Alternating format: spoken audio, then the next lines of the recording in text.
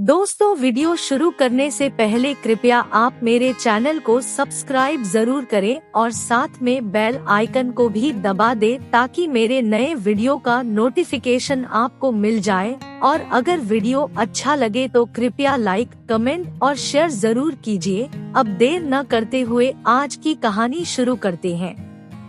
श्री गुरु नानक देव जी अपनी दूसरी उदासी के दौरान लोगों को सही रास्ते पर चलने का उपदेश देते हुए बठिंडा भटनेर से होते हुए सिरसा में पहुंच गए। इस जगह पर मुसलमानों का बहुत बड़ा मेला लगा हुआ था। उस मेले में शामिल होने के लिए फकीर बहुत दूर दूर से आए हुए थे। इस मेले में सभी फकीर अपनी अपनी करामातें दिखा रहे थे और उनकी करामातों को देखने के लिए आसपास के लोग भी आए हुए थे। गुरु नानक देव जी और भाई मर्दाना भी इस मेले में पहुंच गए। गुरु नानक देव जी की वेशभूषा बिल्कुल अनोखी थी। उनको देखकर उनके धर्म के बारे में कुछ भी नहीं पता चलता था कि वो किस धर्म के हैं। गुरु नानक देव जी ने पैरों में लकड़ी की खड़ाऊ और हाथ में डंडा और माथे पर तिलक लगाया हुआ था। गुरु नानक देव जी की ये वेशभूषा ना तो हिंदुओं की थी और ना ही मुसलमानों की।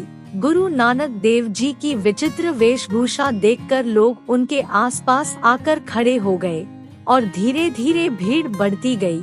गुरु नानक देव जी ने मर्दाना को कहा, मर्दाना रबाब बजाओ। मर्दाना रबाब बजाने लग गए और गुरु नानक देव जी शब्द गाने लगे। गुरु नानक देव जी के सुरीले शब्द को सुनकर सारी भीड़ गुरु नानक देव जी को घेर कर खड़ी हो गई, जिसके कारण फकीरों के मेले की भीड़ कम हो गई और लोग गुरु जी के कीर्तन में आकर बैठ गए।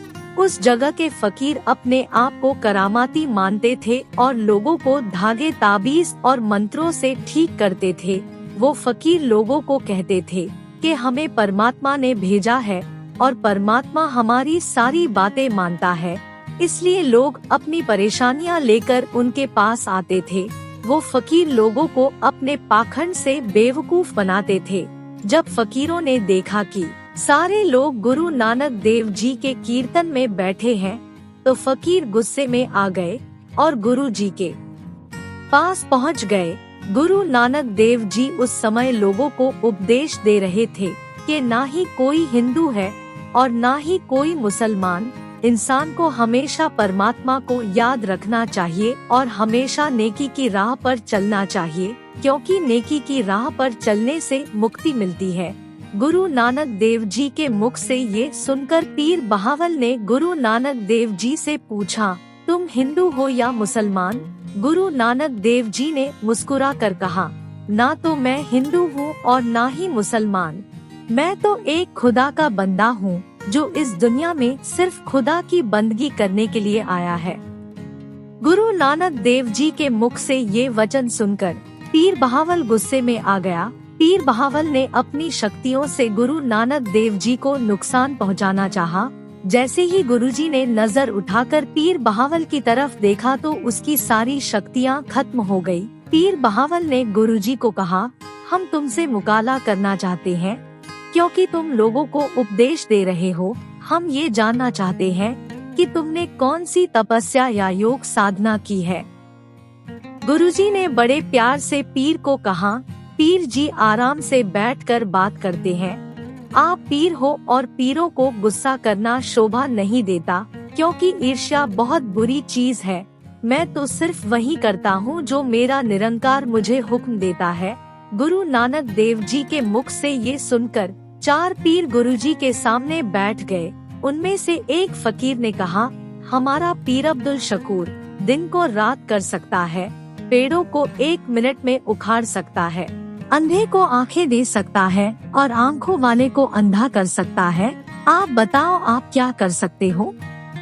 पीर की बात सुनकर गुरुजी ने कहा, मैं क्या कर सकता हूँ? आप अपने पीर को बोलो कि कोई करामात दिखाएं।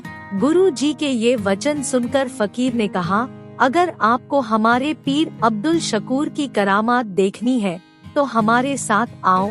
गुरु नानक देव जी उनके साथ चल दिए। संगत गुरु जी और पीरों के पीछे पीछे चल पड़ी। एक खाली जगह पर पहुंचकर पीर अब्दुल शकूर गुरु जी को बोला, मैं तुम्हें अपनी पहली करामात दिखाता हूँ, जिसमें आसमान से 2 घोड़े नीचे आएंगे और जमीन पर दौड़ेंगे और फिर दौड़ते हुए गायब हो जाएंगे। ये बात बोलकर अहंकारी पीर ने आसमान की तरफ देखते हुए कलाम पढ़नी शुरू कर दी और दूसरी तरफ गुरुजी ने आसमान की तरफ देखा और 7 बार सत करतार का उच्चारण किया। पीर अब्दुल शकूर तकरीबन आधा घंटा कलाम पढ़ता रहा और लोग बड़ी हैरानी से आसमान की तरफ देखते रहे, लेकिन कोई भी घोड़ा आसमान से नीचे नहीं उतरा। पीर ये देखकर हैरान हो गया कि उसकी करामात काम नहीं आई। उसके बाद पीर काफी देर तक करामातें दिखाने की कोशिश करता रहा, लेकिन उसकी किसी करामात का गुरु जी के ऊपर असर नहीं हुआ तो वो बहुत शर्मिंदा हुआ। इसके बाद गुरुजी ने उसको उपदेश दिया, खुदा ने जो ताकत दी है, जो शक्तियाँ दी है, उसके ऊपर कभी अहंकार नहीं करना चाहिए। पीरों फकीरों को तो प्रेम प्यार और बंदगी करने वाला होना चाहिए और हर समय परमात्मा का शुक्राना करना चाहिए। पीर अब्दुल शकूर ने फिर भी अपनी जिद नहीं छोड़ी और गुरुजी को कहा, अगर आप वली हो, कोठरी में बैठकर हमारे साथ तपस्या करो। आपको हमारे साथ बैठकर 40 दिन तक तपस्या करनी होगी। अगर आप ये कर लोगे तो हम मान लेंगे आप वली हो। पीरों की इस चुनौती को गुरु नानक देव जी ने स्वीकार कर लिया, क्योंकि गुरु जी अब पीरों का अहंकार तोड़कर उन्हें परमात्मा के साथ जोड़ना चाहते थे।